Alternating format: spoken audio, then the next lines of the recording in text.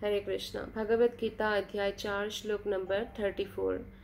तद्विद्धि प्रणिपातेन परिप्रश्नेन सेवया उपदेक्षन्ति ते ज्ञानं ज्ञानिनस्तत्त्वदर्शिनः। तद्विद्धि प्रणिपातेन परिप्रश्नेन सेवया उपदेक्षन्ति ते ज्ञानं ज्ञानिनस्तत्त्वदर्शिनः। अनुवाद और तात्पर्य श्रील प्रभुपाद के द्वारा। श्रील प्रभुपाद की जय। अनुवाद। श्री कृष्ण इस श्लोक में कहते हैं, तुम गुरु के पास जाकर सत्य को जानने का प्रयास करो, उनसे विनीत होकर जिज्ञासा करो, उनकी सेवा करो। स्वरूप सिद्ध व्यक्ति तुम्हें ज्ञान प्रदान कर सकते हैं क्योंकि उन्होंने सत्य का दर्शन किया है। तो ये जो श्लोक है इसमें साफ साफ भगवान श्री कृष्ण कह रहे हैं कि तुम गुरु के पास जाकर सत्य को जानने का प्रयास करो। तो बहुत लोग जो है जीवित गुरु को नहीं मानते, बोलते हैं कोई बात नहीं। कई लोग तो जो गुरु इस वक्त है ही नहीं तो उनको गुरु मानते हैं।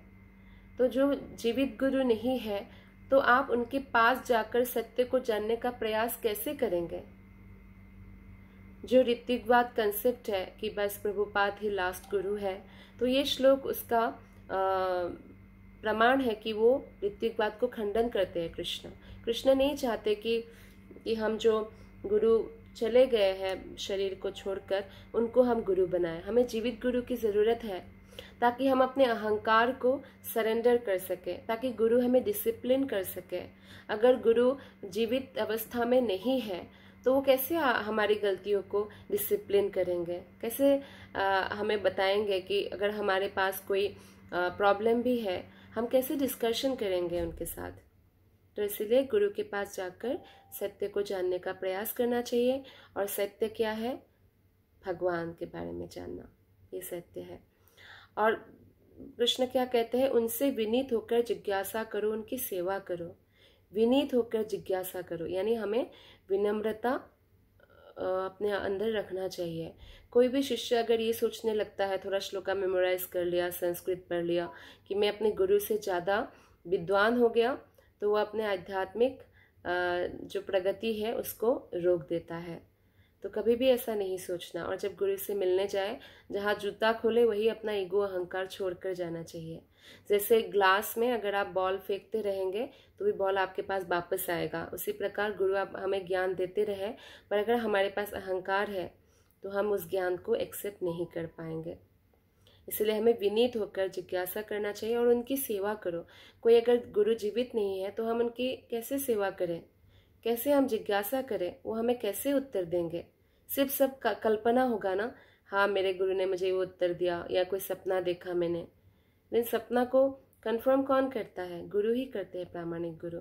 तो इसलिए हमें जीवित शरीर में गुरु चाहिए। और स्वरूप सिद्ध व्यक्ति तुम्हें ज्ञान प्रदान कर सकते हैं क्योंकि उन्होंने सत्य का दर्शन किया है, उन्होंने अपना पूरा जीवन कृष्ण की सेवा में समर्पित किया है, तो सत्य का दर्शन किया है। इसलिए ऐसे प्रामाणिक वैष्णव गुरु हमें ज्ञान प्रदान कर सकते हैं। तो ऐसे गुरु के पास जाने के लिए कृष्ण अर्जुन से बोल रहे हैं, यानी अर्जुन के माध्यम से हम सबको बोल रहे हैं। तात्पर्य में श्रील प्रभुपाद बताते हैं कि निस्संदेह आत्म साक्षात्कार का मार्ग कठिन है, अतः भगवान का उपदेश है कि उन्हीं से प्रारंभ होने वाली परंपरा से प्रामाणिक गुरु की शरण ग्रहण की जाए। अभी इस समय जो है 4 परंपरा जो शास्त्रों के अनुसार वैध है, जो चारों परंपरा जो है कृष्ण से ही शुरू हुआ है। और जैसे कि ब्रह्म मध्वा गौड़ीय संप्रदाय, तो ब्रह्मा जी को कृष्ण से मिला, कृष्ण ने हृदय में ज्ञान प्रकट किया। ये श्रीमद् भागवतम के सबसे पहला श्लोक में भी वर्णन है। और वो ब्रह्म गौड़ीय वैष्णव संप्रदाय से हम लोग बिलोंग करते हैं, जो भी अंतर्राष्ट्रीय कृष्ण भावनामृत संघ है। तो इसमें जो भी ज्ञान है वो यथारूप है। जैसे और संप्रदाय है श्री संप्रदाय, जो लक्ष्मी जी से शुरू हुआ है, लक्ष्मी को भगवान से प्राप्त हुआ है। और कुमार संप्रदाय, 4 कुमार, ब्रह्मा जी के 4 कुमार से शुरू हुआ है, उनको भी भगवान से प्राप्त हुआ है।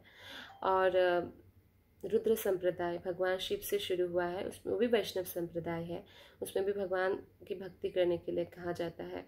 वो भी भगवान से ही शुरू हुआ है। तो इस प्रकार से हम देखते हैं कि जो परंपरा कृष्ण से शुरू हुआ है उसी परंपरा में हमें दीक्षित होना चाहिए। और उन सभी परंपराओं में जब चैतन्य महाप्रभु आज से 500 साल पहले आते हैं, जो गौड़ीय वैष्णव परंपरा है, उसमें महाप्रभु चैतन्य महाप्रभु ने सब कुछ दे दिया। तो ये परंपरा जो है अभी पूरे विश्व में सबसे अधिक जो है प्रचार में है अभी। तो इसलिए हमें ऐसे भक्तों से मिलना बहुत आसान है। तो हमें ऐसे गुरु के पास जाना चाहिए जो प्रामाणिक वैष्णव परंपरा से हो और जो परंपरा कृष्ण से शुरू हुआ हो। धर्मम तो साक्षात भगवत प्रणीतम। कोई भी धर्म कृष्ण ही शुरू कर सकते हैं। कोई इंसान नहीं कि आसमान से जो है कोई आ गया, कोई बोलते हैं ना कि मैं आज से गुरु हूँ। अपने आप कोई गुरु नहीं बन सकता है अपने परंपरा से, जब तक उनको परमिशन या आशीर्वाद न प्राप्त हो, जो भगवान से शुरू हुआ परंपरा है। इसलिए अवैष्णव गुरु नहीं बन सकते, भगवान शिव जी भी पद्म पुराण में कहते हैं। तो इसलिए हमें हमेशा सावधान होना चाहिए कि हम गुरु चुनने में कोई गलती ना कर बैठे। और हमें हमेशा कृष्ण से प्रार्थना करना चाहिए कि हे कृष्ण, मुझे वैष्णव प्रामाणिक गुरु प्रदान करे। और तब तक प्रार्थना करना चाहिए जब तक हमें प्राप्त ना हो। और जब गुरु प्राप्त होता है तो हमें गुरु से कृष्ण तत्व का ज्ञान प्राप्त करना चाहिए, क्योंकि स्वरूप सिद्ध व्यक्ति हमें ज्ञान प्रदान कर सकते हैं। कृष्ण ने इस श्लोक में बताया है, गुरु कृष्ण कृपा से गुरु मिलते हैं और गुरु कृपा से कृष्ण। फिर हमें गुरु की आज्ञा का पालन करके कृष्ण तक हम पहुंच सकते हैं, कृष्ण प्रेम प्राप्ति कर सकते हैं। तो इस परंपरा के सिद्धांत का पालन किए बिना कोई प्रामाणिक गुरु नहीं बन सकता है। भगवान कृष्ण ही आदि गुरु है। लेकिन जो बहुत लोग बोलते हैं, अरे ठीक है भगवान ही तो आदि गुरु है, तो हम कृष्ण को ही गुरु मान बैठते हैं, वो भी एक मेंटल स्पेकुलेशन है, मानसिक उहापोह। क्यों? क्योंकि कृष्ण ने अर्जुन को साफ बोला है आदि पुराण में, हे अर्जुन, जो मेरे भक्त है, प्रत्यक्ष भक्त, उनको मैं भक्त नहीं मानता, जो मेरे भक्त के भक्त है उन्हीं को मैं भक्त मानता हूँ। तो इसलिए अगर हम ऐसे कृष्ण को कल्पना करके गुरु बना लेंगे तो हमें क्या कृष्ण अर्जुन की तरह डायरेक्ट शिष्य स्वीकार करने आएंगे? तो ये हमारा मेंटल स्पेकुलेशन होगा। कृष्ण स्वयं कहते हैं कि तुम गुरु के पास जाओ, अर्जुन जबकि सामने है। इसका अर्थ है कि हमें कृष्ण के जो शुद्ध भक्त हैं उनका दास बनना होगा, उनका शिष्य बनना होगा। कृष्ण आदि गुरु है, अतः गुरु परंपरा का ही व्यक्ति अपने शिष्य को भगवान का संदेश प्रदान कर सकता है। कृष्ण ने ही बोला है कि परंपरा चलते रहना चाहिए। इसीलिए तो कृष्ण ने दोबारा भगवत गीता अर्जुन को दिया, पहले वो सूर्यदेव विवस्वान को दिया था। तो ये गुरु परंपरा टूट गई। कृष्ण कहते हैं एवं परंपरा प्राप्तम, परंपरा से ही ये ज्ञान एक से दूसरे तक जा सकता है। तो इतना आवश्यक है। यहाँ तक कि श्रील प्रभुपाद कहते हैं कि मेरे गुरु मुझे कहते हैं कि जब तक आप जो ये ग्रंथ है ये मुझसे नहीं श्रवण करेंगे तब तक आप नहीं समझेंगे। यानी हमें जो हमारा प्रामाणिक गुरु है उनसे हमें इन ग्रंथों को समझना होगा, श्रवण करना होगा, और श्रवण से वो हमारे हृदय में उतरेगा। इतना आवश्यक है हमारे जीवन में एक प्रामाणिक गुरु की। कोई अपनी निजी विधि का निर्माण करके स्वरूप सिद्ध नहीं बन सकता, जैसा कि आजकल मूर्ख पाखंडी लोग करने लगे हैं। श्रील प्रभुपाद कहते हैं बहुत सारे पाखंडी गुरु हैं जो भगवत गीता ऐसे फॉलो तो करते, गलत सलत टिप्पणी करते हैं और अपने आप गुरु बन जाते हैं। कोई अपने आप गुरु नहीं बन सकता है, उनको प्रामाणिक परंपरा में होना चाहिए। भागवत का 6.3.19 का कथन है, धर्मम तो साक्षात भगवत प्रणीतम। धर्म पथ का निर्माण स्वयं भगवान ने किया है, कोई जीव नहीं कर सकता है। कोई जीवात्मा इतना परफेक्ट नहीं है जितना कृष्ण परफेक्ट है। अतएव मनोधर्म या शुष्क तर्क से सही पद प्राप्त नहीं हो सकता, जैसा कि मायावादी लोग कहते हैं। तो ना ही ज्ञान ग्रंथों के स्वतंत्र अध्ययन से ही कोई आध्यात्मिक जीवन में उन्नति कर सकता है। जैसे कोई भी वेद उठा ले और पढ़ने लग जाए, संस्कृत थोड़ा सीख लिया, तो उससे उनका आध्यात्मिक उन्नति नहीं होगा। उनको शास्त्रों को गुरु के अधीन होकर, प्रामाणिक वैष्णव गुरु के अधीन होकर सीखना होगा। जैसे कोई मेडिकल का जो बुक्स है वो उठा ले और डॉक्टर बन जाएंगे, क्या समझ में आएगा उसको? पहले वो इंग्लिश में लिखा है तो उसको प्रॉपरली एडमिशन लेकर और प्रैक्टिकल्स जो भी स्टडीज है अच्छे से प्रॉपरली करना होगा। वो ऐसे ही नहीं कोई डॉक्टर बन जाता है। इवन कोई वकील भी बनना चाहता है तो एक्सपीरियंस्ड वकील के अंदर प्रैक्टिस करता है। कोई सर्जन बनता है तो एक्सपीरियंस सर्जन के अंदर प्रैक्टिस करता है। ठीक उसी प्रकार से हमें भक्त बनना है तो जो अनुभवी भक्त है, एक्सपीरियंस भक्त है, उनके अंदर प्रैक्टिस करना होगा। ये बहुत ज़रूरी है।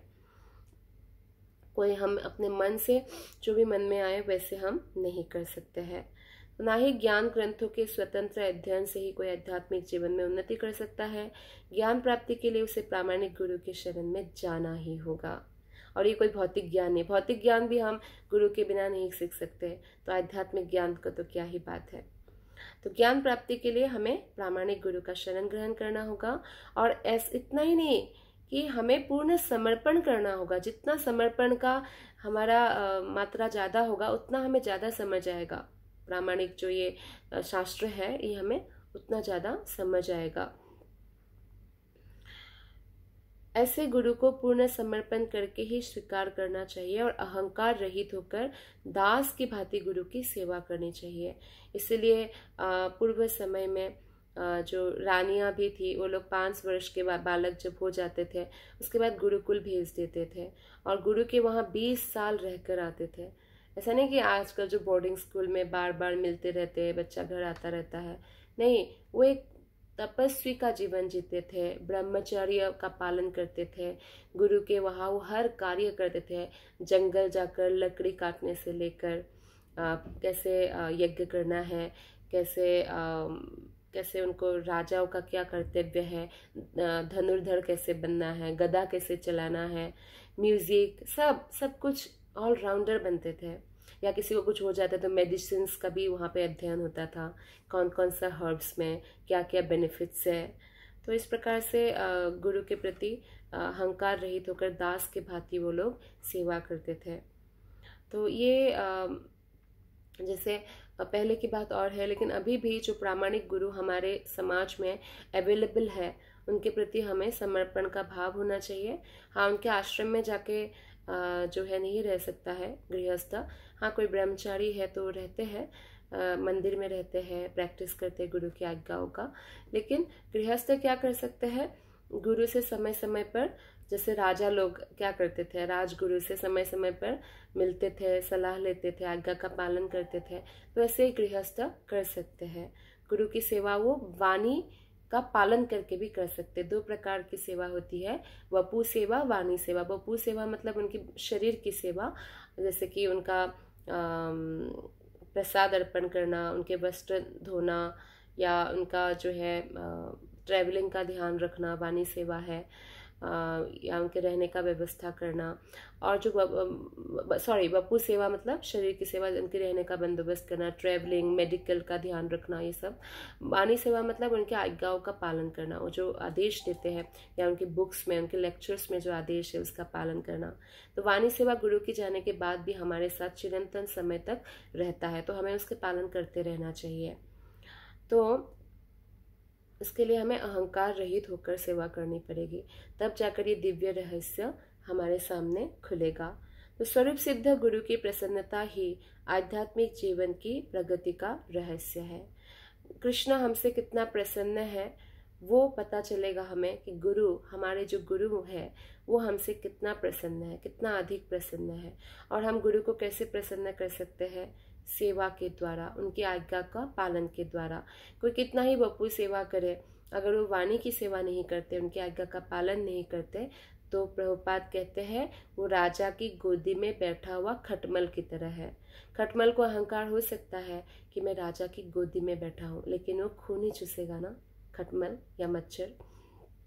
ठीक उसी प्रकार से अगर हम गुरु के साथ रहते हैं लेकिन गुरु की आज्ञा पालन नहीं करते हैं तो गुरु को भी हम जो है कष्ट देते हैं। तो इसीलिए हमें मेन आज्ञा पालन पर ध्यान देना चाहिए, चाहे हम कहीं भी हो, किसी भी कोने में हो, गुरु की आज्ञा का पालन करना चाहिए और इससे गुरु को प्रसन्नता होगी। और गुरु हमें क्या आज्ञा देंगे, पाखंडी गुरु तो एक्सप्लॉइट करते हैं, लेकिन जो प्रामाणिक गुरु है वो हमें क्या आज्ञा देते हैं, कैसे हम कृष्ण की सेवा करें, कैसे 24 घंटा हम अपने मन को कृष्ण में स्थिर रखें, ये आज्ञा देते हैं, जिससे हमारा कल्याण होता है।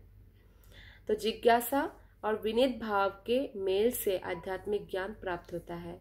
बहुत विनम्र होना चाहिए और जिज्ञासा करना चाहिए। जो भी मन में डाउट आए उसको पूछना चाहिए। ये नहीं कि हम कोई चैलेंजिंग मोड में प्रश्न करें, अच्छा देखते हैं गुरु को पता भी है कि नहीं, ऐसा मुझे तो पता है, ये गलत तरीका है।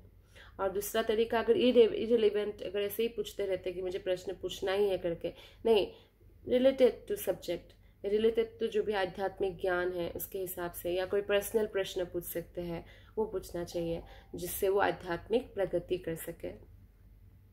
बिना विनीत भाव तथा सेवा के विद्वान गुरु से की गई जिज्ञासाएं प्रभावपूर्ण नहीं होती।